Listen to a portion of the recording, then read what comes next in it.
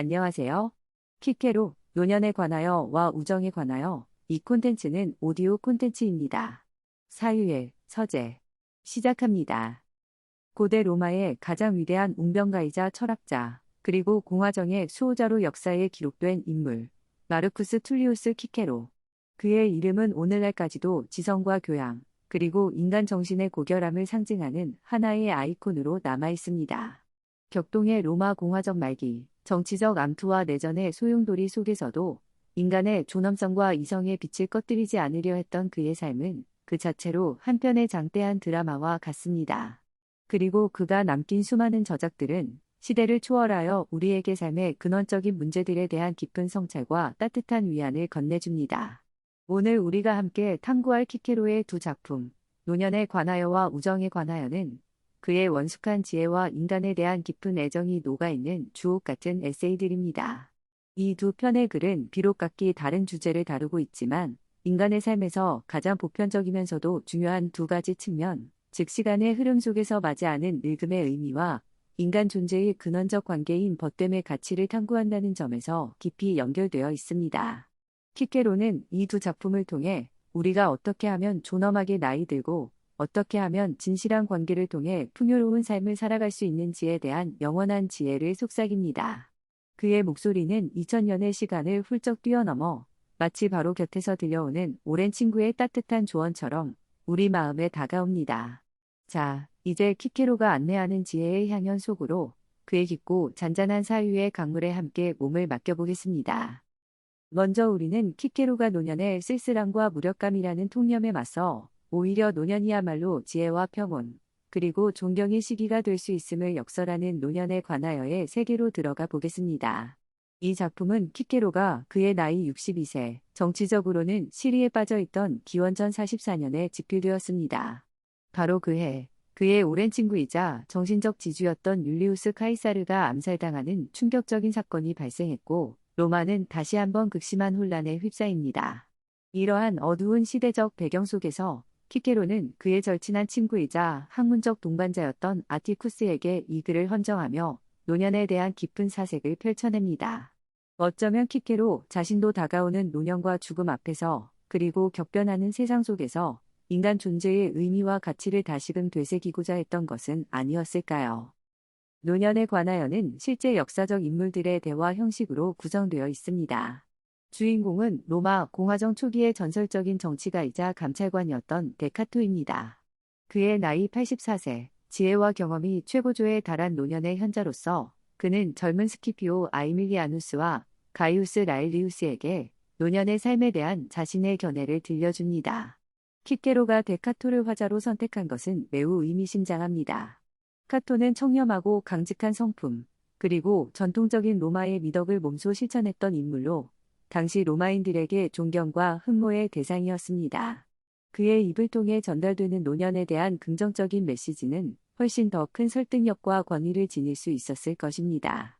또한 스키피오와 라일리우스는 당시 로마의 젊은 엘리트들을 대표하는 인물들로 그들의 질문과 경청하는 자세는 이 작품이 단순히 노인들만을 위한 글이 아니라 젊은 세대에게도 노년의 가치를 미리 일깨워주고 준비하도록 하는 교육적인 의도 또한 담고 있음을 보여줍니다. 자, 그럼 카토는 노년에 대해 일반적으로 제기되는 4가지 주요 불만 혹은 비판들에 대해 어떻게 반박하고 노년의 진정한 가치를 옹호하는지 그 논리를 하나하나 따라가 보겠습니다. 마치 법정의 변호사가 무죄를 주장하듯 카토는 노년이라는 피고를 열정적으로 변호합니다. 첫 번째 비판은 노년은 우리를 공적인 활동으로부터 물러나게 한다는 것입니다. 젊은 시절 활발하게 정치, 군사, 사회활동에 참여했던 사람들이 나이가 들면서 어쩔 수 없이 이러한 활동에서 멀어지게 되고 그로 인해 무력감과 소외감을 느낀다는 주장입니다. 이는 마치 한때 무대의 중심에서 스포트라이트를 받던 배우가 조용히 퇴장해야 하는 상황과도 비슷할 것입니다. 현대 사회에서도 은퇴 후 많은 분들이 비슷한 감정을 느끼곤 합니다. 이에 대해 카토는 단호하게 반박합니다. 물론 노년에는 젊은 시절과 같은 왕성한 육체적 활동은 어려울 수 있습니다. 그러나 그것이 곧 모든 활동의 중단을 의미하는 것은 결코 아닙니다. 오히려 노년에는 육체적인 힘 대신 오랜 경험과 깊은 사색을 통해 축적된 정신적인 힘, 즉 지혜와 분별력, 그리고 경륜이 빛을 발하는 시기라고 강조합니다.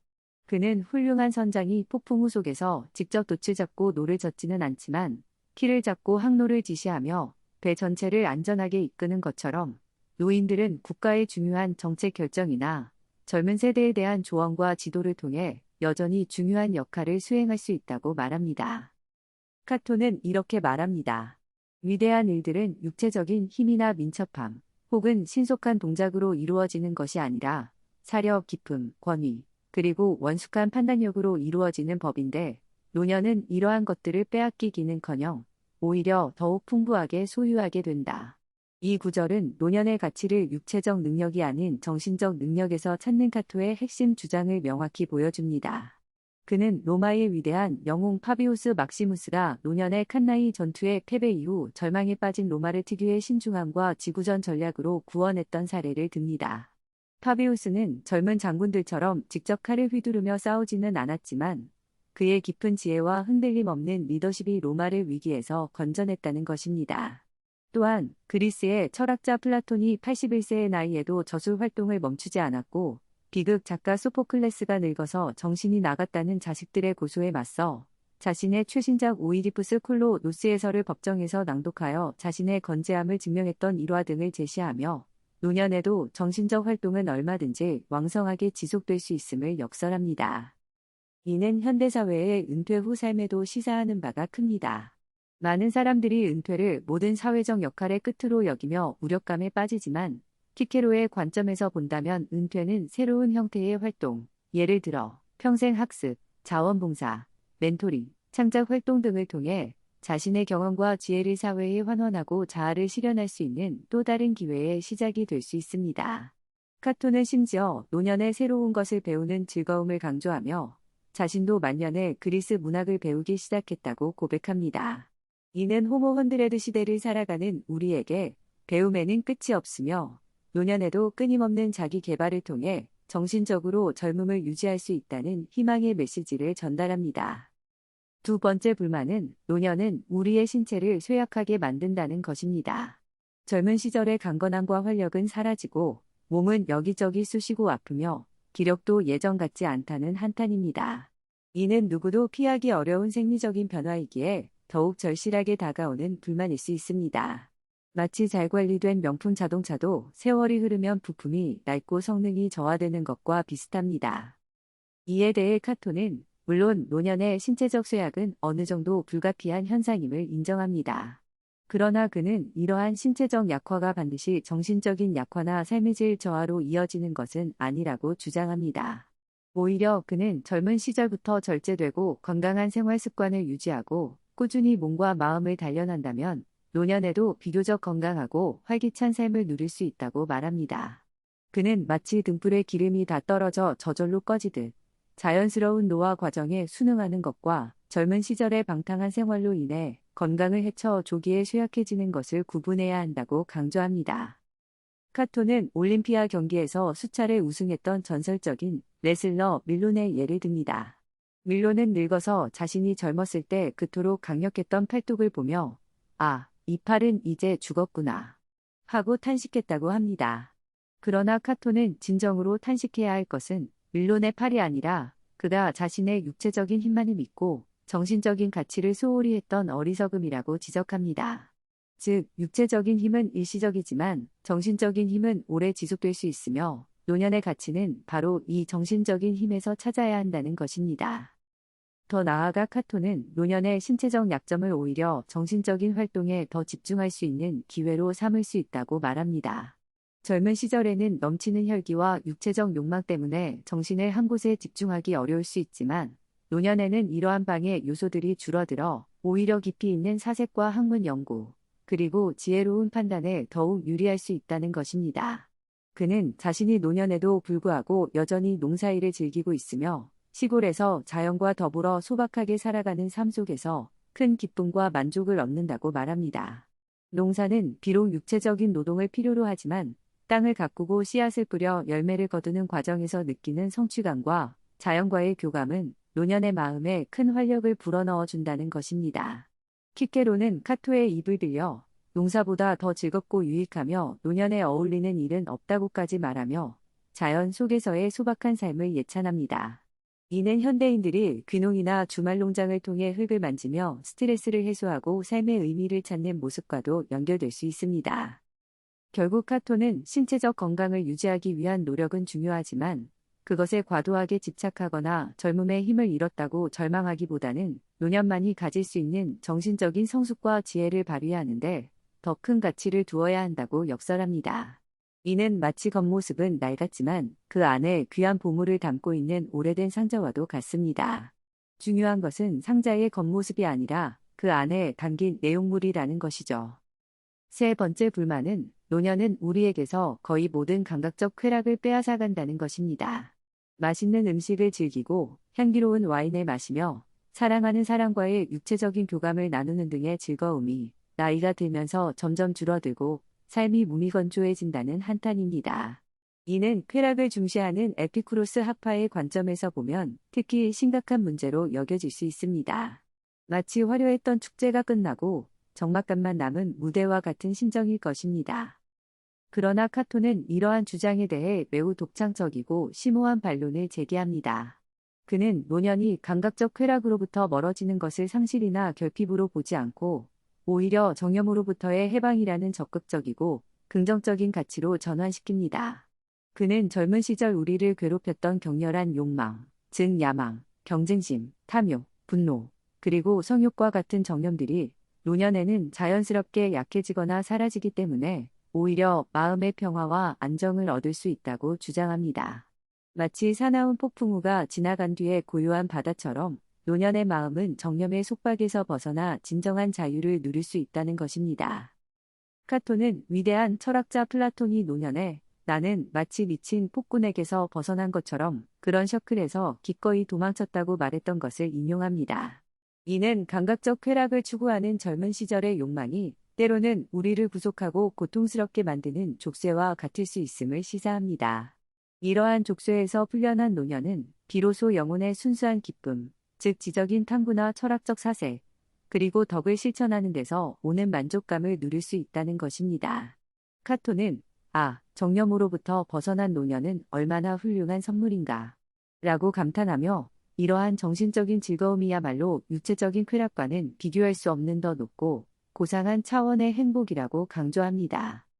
그는 또한 젊은 시절의 무분별한 쾌락 추구가 종종 건강을 해치고 불행을 초래하는 반면 노년에 절제되고 소박한 즐거움은 오히려 정신을 맑게 하고 삶을 풍요롭게 한다고 말합니다.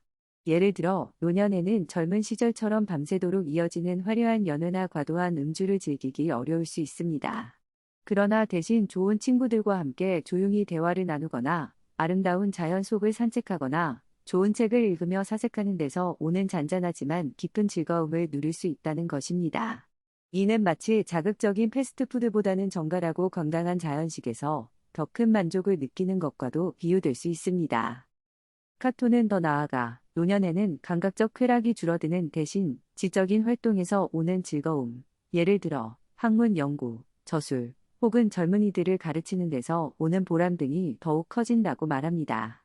그는 자신도 여전히 역사 연구와 저술 활동을 계속하고 있으며 그것이 자신에게 큰 기쁨을 준다고 고백합니다.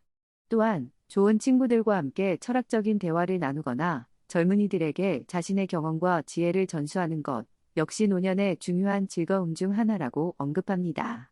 이는 현대 사회에서 많은 은퇴자들이 자신의 전문 지식이나 경험을 바탕으로 강연을 하거나 책을 쓰는 등의 활동을 통해 제2의 인생을 설계하는 모습과도 일맥상통합니다. 결국 카토는 노년이 감각적 쾌락을 상실하는 시기가 아니라 오히려 더 깊고 성숙한 정신적 즐거움을 발견하고 누릴 수 있는 기회의 시기임을 역설합니다. 이는 마치 화려한 불꽃놀이가 끝난 뒤 밤하늘을 가득 채우는 은은한 별빛의 아름다움을 발견하는 것과도 같습니다. 마지막 네 번째 불만은 노년은 죽음으로부터 멀지 않다는 것입니다. 즉, 죽음이 임박했다는 사실 자체가 노년을 우울하고 불안하게 만든다는 주장입니다. 이는 인간이라면 누구나 피할 수 없는 숙명적인 문제이기에 가장 근원적인 두려움을 자아낼 수 있습니다. 마치 여행의 끝이 보이기 시작할 때 느끼는 아쉬움과 불안감과도 같을 것입니다. 이에 대해 카토는 죽음에 대한 두려움을 극복하는 몇 가지 중요한 관점을 제시하며 노년이 결코 죽음 앞에서 절망해야 하는 시기가 아님을 강조합니다. 첫째, 그는 죽음이 자연의 섭리임을 받아들여야 한다고 말합니다. 모든 생명은 태어나서 성장하고 늙어서 죽는 과정을 거치며 이는 우주에 거스를 수 없는 질서라는 것입니다. 마치 익은 과일이 저절로 나무에서 떨어지듯 노년의 죽음은 폭력적이거나 부자연스러운 것이 아니라 오히려 삶의 자연스러운 완성이자 귀결이라는 것입니다. 그는 젊은 시절의 죽음이 마치 억지로 끄는 불과 같다면 노년의 죽음은 기름이 다 타서 저절로 꺼지는 등불과 같다고 비유하며 자연의 순리에 따르는 죽음은 결코 두려워할 필요가 없다고 말합니다. 둘째, 카토는 영혼 불멸에 대한 희망을 제시합니다. 비록 육체는 죽어 사라지지만 인간의 영혼은 불멸하며 죽음 이후에는 더 나은 세상으로 나아갈 수 있다는 믿음입니다. 이는 플라톤 철학의 영향을 받은 것으로 당시 로마 지식인들 사이에서도 널리 퍼져 있던 생각이었습니다. 카토는 위대한 영혼들은 죽음 이후에도 신들의 세계에서 영원한 삶을 누린다고 믿으며 자신도 죽음 이후에 먼저 세상을 떠난 사랑하는 아들, 그리고 존경했던 위대한 인물들과 재회할 수 있기를 고대한다고 말합니다. 이러한 영혼 불멸에 대한 믿음은 죽음에 대한 두려움을 완화하고 오히려 죽음을 새로운 시작으로 여기게 하는 희망을 제공합니다. 셋째, 카토는 살아있는 동안 명예롭고 의미 있는 삶을 살았다면 죽음 앞에서 결코 부끄럽거나 후회할 것이 없다고 강조합니다.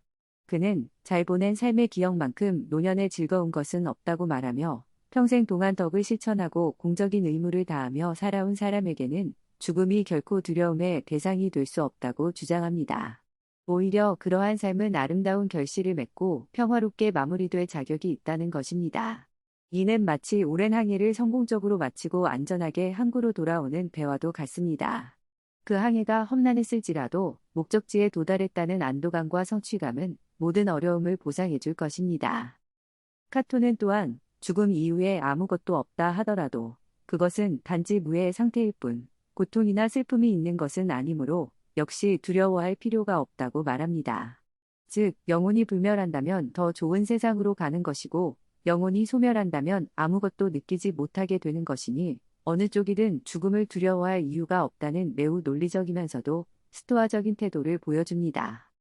이처럼 카토는 죽음에 대한 다양한 성찰을 통해 노년이 죽음의 그림자 아래서 절망하는 시기가 아니라 오히려 삶 전체를 의미 있게 마무리하고 다가오는 죽음을 평온하게 맞이할 수 있는 지혜와 용기를 갖추는 시기임을 역설합니다. 그의 이러한 주장은 오늘날 웰다잉에 대한 관심이 높아지는 현대 사회에도 깊은 울림을 줍니다. 어떻게 죽음을 맞이할 것인가의 문제는 결국 어떻게 살아갈 것인가의 문제와 다르지 않다는 것을 키케로는 이미 2000년 전에 우리에게 가르쳐주고 있는 것입니다.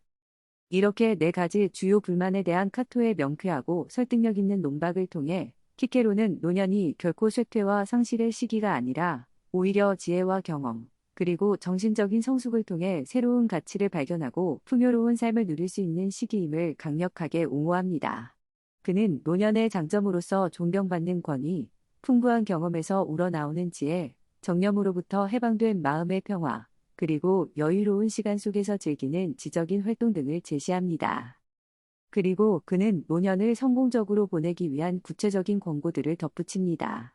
젊은 시절부터 절제하고 건강한 생활을 하며 몸과 마음을 단련할 것, 끊임없이 배우고 사색하며 정신적인 활동을 멈추지 말 것, 자연과 더불어 소박한 삶을 즐길 것, 그리고 무엇보다도 좋은 친구들과 따뜻한 우정을 나누며 살아갈 것을 강조합니다. 특히 이 마지막 우정의 중요성은 우리가 다음에 살펴볼 우정에 관하여와 자연스럽게 연결되는 지점이기도 합니다. 노년에 관하여는 단순한 노년 예찰론이 아닙니다. 그것은 인간의 삶 전체에 대한 깊은 성찰이자 시간의 흐름 속에서 변해가는 우리 자신을 어떻게 받아들이고 사랑해야 하는지에 대한 따뜻한 안내서입니다. 키케로는 카토의 입을 빌려 인생의 마지막 장을 서투르게 연기하는 배우처럼 되지 않도록 우리는 노년을 잘 준비하고 맞이해야 한다고 말합니다. 그의 이러한 지혜는 오늘날 고령화 사회를 살아가는 우리 모두에게 나이 듦에 대한 새로운 희망과 용기를 불어넣어 줍니다. 자, 이렇게 노년의 가치와 지혜를 되새겨 보았으니 이제 우리의 시선은 인간 삶의 또 다른 기둥인 우정으로 향합니다. 키케로는 과연 진정한 우정을 어떻게 정의하고 그 가치를 어떻게 노래하고 있을까요? 우정에 관하여에서 펼쳐지는 나일 리우스의 감동적인 이야기에 귀 기울여 봅시다. 과연 그가 들려줄 우정의 비밀은 무엇일까요? 이제 우리는 키케로의 또 다른 걸작, 우정에 관하여의 세계로 함께 들어가 보겠습니다. 이 작품은 노년에 관하여가 집필된 직후인 기원전 44년 가을에 쓰여졌으며 역시 그의 절친한 친구 아티쿠스에게 헌정되었습니다. 노년에 관하여가 노년의 지혜를 논했다면 우정에 관하여는 인간관계의 정수이자 삶의 가장 큰 축복 중 하나인 진정한 우정의 본질과 가치를 탐구합니다. 키케로 자신이 평생 동안 수많은 친구들과 깊은 우정을 나누었고 또한 정치적 격변기 속에서 우정의 변질과 배신을 겪기도 했던 만큼 이 주제에 대한 그의 사색은 더욱 절실하고 깊이가 있습니다. 이 작품 역시 대화 형식으로 구성되어 있으며 화자는 가이우스 라일리우스입니다. 그는 앞서 노년에 관하여에도 등장했던 인물로 로마 공화정 중기의 유명한 정치가이자 철학자이며 특히 소스키피오 아프리카누스와의 아름다운 우정으로 유명했습니다. 작품의 배경은 스키피오가 갑작스럽게 세상을 떠난 직후로 설정되어 있으며 라일리우스는 그의 두 사위인 파니우스와 스카이볼라에게 스키피오와의 우정을 회상하며 진정한 우정이란 무엇인지에 대해 깊이 있는 이야기를 들려줍니다. 스키피오라는 위대한 친구를 잃은 슬픔 속에서 오히려 우정의 참된 의미를 되새기는 라일리우스의 모습은 이 작품 전체의 진정성과 감동을 더합니다. 마치 가장 어두운 밤의 별빛이 더욱 찬란하게 빛나듯 상실의 아픔 속에서 우정의 가치는 더욱 선명하게 드러나는 것입니다. 그렇다면 라일리우스, 즉 키케로는 진정한 우정을 어떻게 정의하고 있을까요? 그는 먼저 이렇게 말합니다. 우정이란 다른 것이 아니라 모든 신적인 것들과 인간적인 것들에 대한 완전한 의견의 일치, 그리고 거기에 더하여 서로에 대한 깊은 호의와 진실한 사랑이다. 이 정의는 매우 포괄적이면서도 핵심을 꿰뚫고 있습니다. 여기서 의견의 일치는 단순히 모든 생각이나 취향이 똑같아야 한다는 의미가 아닙니다. 그것은 삶의 근본적인 가치관, 즉 무엇이 옳고 그른지, 무엇이 중요하고 가치 있는 것인지에 대한 깊은 공감과 이해를 의미합니다. 그리고 이러한 정신적인 교감 위에 호의와 사랑이라는 따뜻한 감정이 더해질 때 비로소 진정한 우정이 성립된다는 것입니다. 즉, 우정은 단순한 이해관계나 일시적인 감정이 아니라 이성과 감정이 조화롭게 결합된 숭고한 관계라는 것입니다. 마치 아름다운 음악이 정확한 악보와 연주자의 뜨거운 열정이 결합될 때 탄생하듯 진정한 우정 또한 지적인 공간과 정서적인 유대가 함께 어우러져야 한다는 의미입니다. 키케로는 여기서 한 걸음 더 나아가 진정한 우정은 유용성이나 쾌락에서 비롯되는 것이 아니라 오직 미덕에서만 생겨날 수 있다고 단언합니다. 이는 아리스토텔레스가 니코마코스 윤리학에서 제시한 세 가지 종류의 우정, 즉 쾌락에 기반한 우정, 유용성에 기반한 우정, 그리고 선에 기반한 우정 중에서 오직 세 번째만이 참되고 영속적인 우정이라는 주장과 맥을 같이 합니다. 쾌락에 기반한 우정은 함께 즐거운 시간을 보내는 것을 목적으로 하기에 그 즐거움이 사라지면 쉽게 깨지기 마련입니다. 예를 들어 함께 술을 마시거나 게임을 하는 친구 관계가 여기에 해당될 수 있습니다. 유용성에 기반한 우정은 서로에게 이익을 주기 때문에 유지되는 관계로 그 이익이 사라지거나 더 큰 이익을 주는 다른 관계가 나타나면 쉽게 변질될 수 있습니다. 사업상의 파트너 관계나 정치적인 동맹 관계가 종종 이러한 모습을 보입니다. 그러나 미덕에 기반한 우정은 다릅니다. 여기서 미덕이란 정직, 성실, 정의, 지혜, 용기 등과 같은 고결한 인격적 특성을 의미합니다. 참된 친구는 상대방의 훌륭한 인품과 미덕에 매료되어 그를 사랑하고 존경하게 되며 이러한 관계는 외적인 조건이나 상황의 변화에도 쉽게 흔들리지 않고 오래 지속될 수 있다는 것입니다. 키케로는 미덕 없이는 우정이 존재할 수 없다고까지 말하며 우정의 근간이 되는 도덕적 토대의 중요성을 강력하게 강조합니다.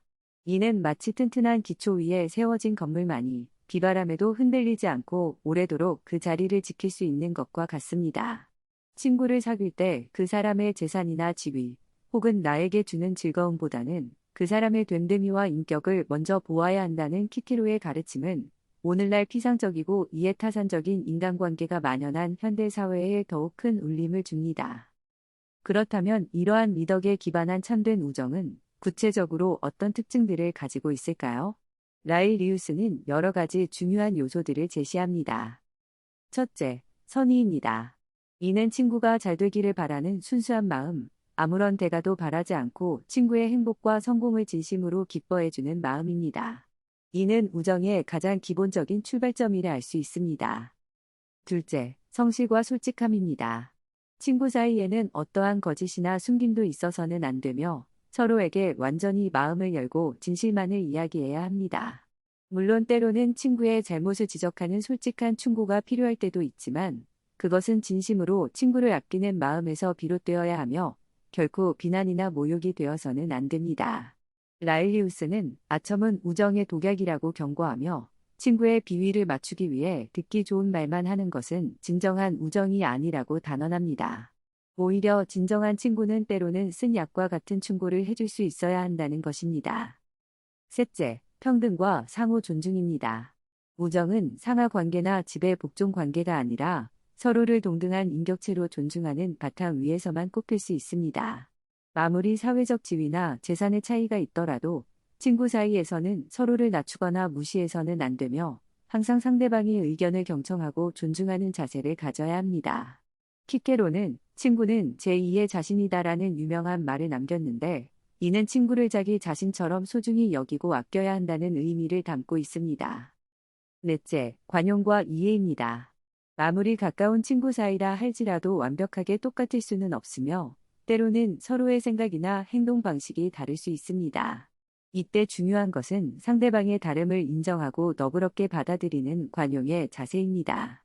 또한 친구가 어려움에 처하거나 실수를 저질렀을 때 비난하기보다는 그의 입장을 이해하려고 노력하고 따뜻하게 감싸줄 수 있어야 합니다.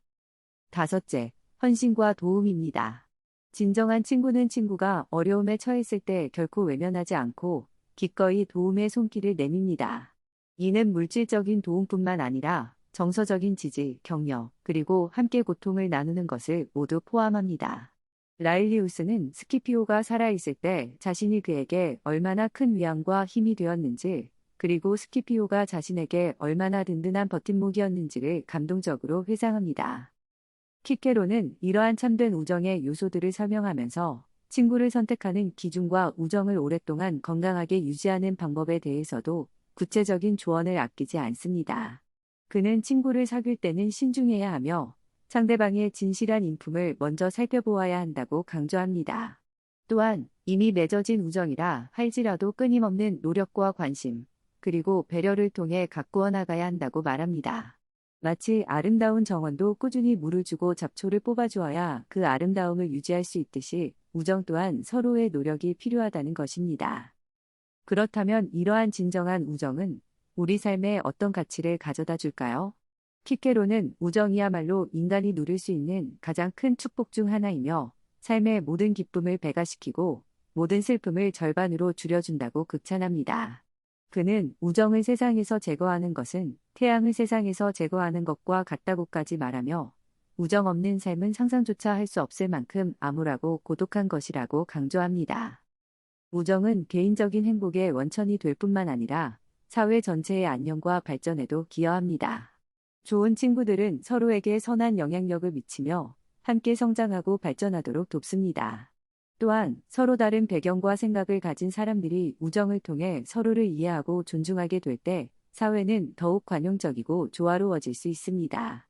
키케로는 심지어 국가의 안정과 번영조차도 시민들 간의 건전한 우정과 신뢰에 달려있다고 보았습니다. 키케로는 역사 속 위대한 우정의 사례들을 언급하며 그의 주장을 뒷받침합니다. 그리스 신화에 나오는 아킬레스와 파트로클로스, 오레스테스와 필라데스, 그리고 철학자 피타고라스 학파의 다몬과 핀티아스의 감동적인 우정 이야기는 진정한 우정이 죽음조차도 초월할 수 있는 숭고한 가치임을 보여줍니다. 특히 다몬과 핀티아스의 이야기는 유명합니다. 폭군 디오니시오스에게 사형 선고를 받은 핀티아스가 가족에게 마지막 인사를 하고 돌아올 수 있도록 친구 다몬이 대신 인질로 잡혔는데 약속한 시간이 다 되어도 핀티아스가 돌아오지 않자 다모는 기꺼이 친구를 위해 죽음을 맞이하려 합니다. 바로 그 순간 극적으로 핀티아스가 돌아와 자신이 대신 죽겠다고 하고 두 친구는 서로 죽음을 양보합니다.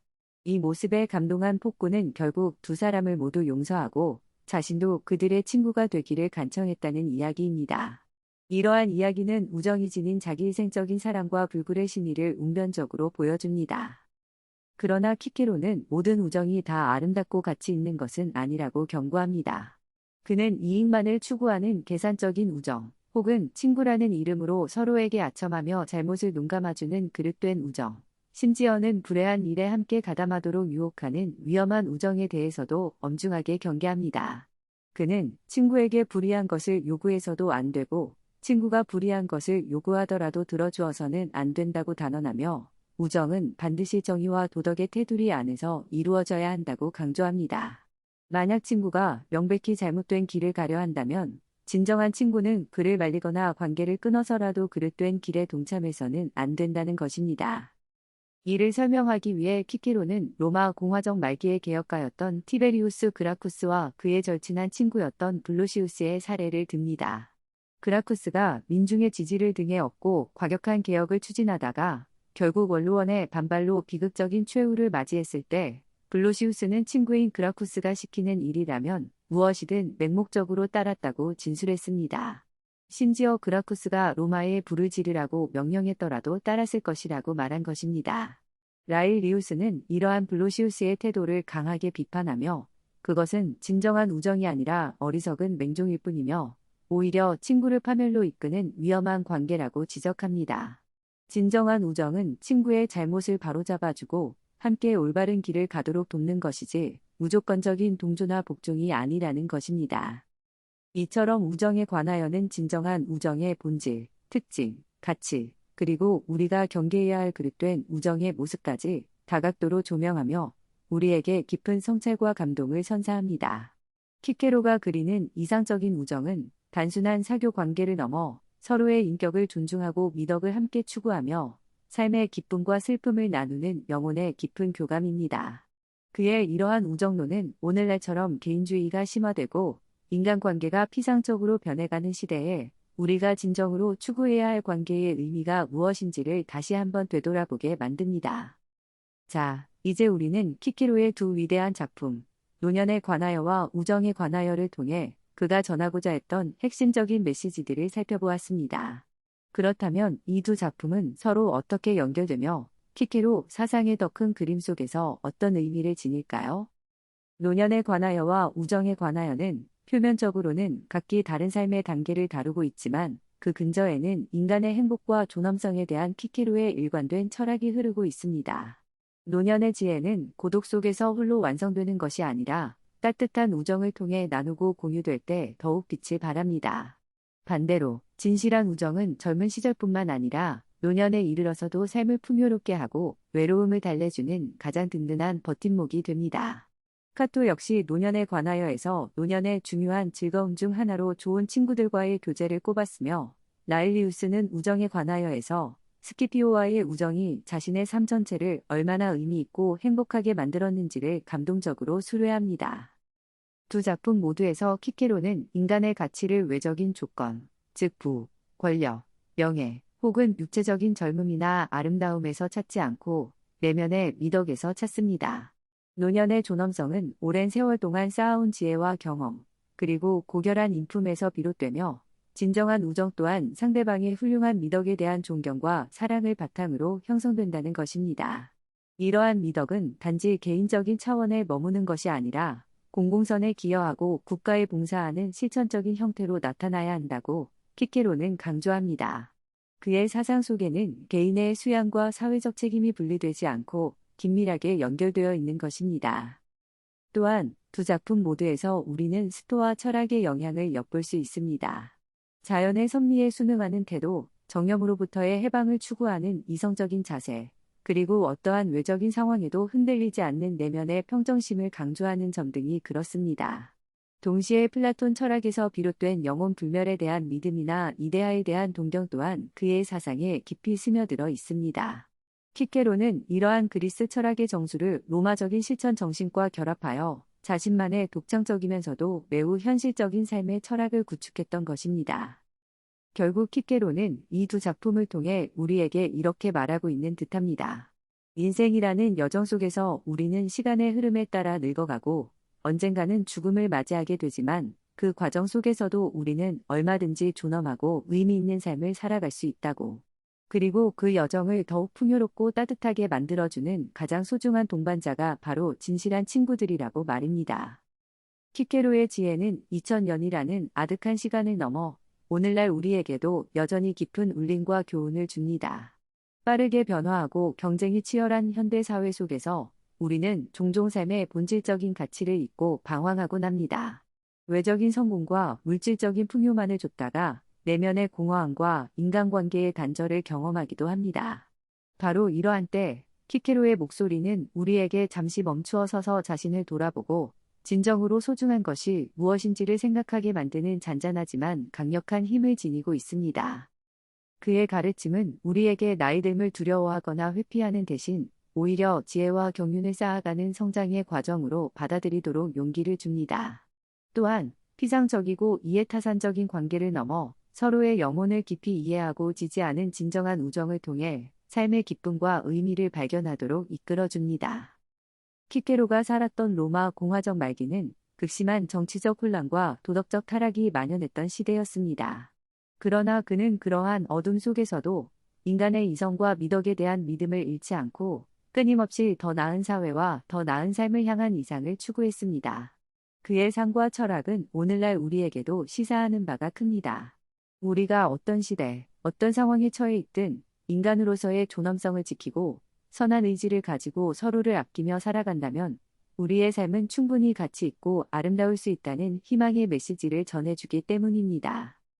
부디 키케로의 이 두 편의 글이 여러분의 삶이라는 책갈피 속에 소중히 간직되어 때로는 지혜로운 스승처럼 때로는 다정한 친구처럼 여러분의 여정에 따뜻한 빛과 깊은 위안을 더해주기를 바랍니다. 그의 사유를 따라 걷는 이 시간이 여러분 각자의 삶에서 진정한 노년의 가치와 우정의 의미를 새롭게 발견하는 소중한 계기가 되었기를 진심으로 기원합니다.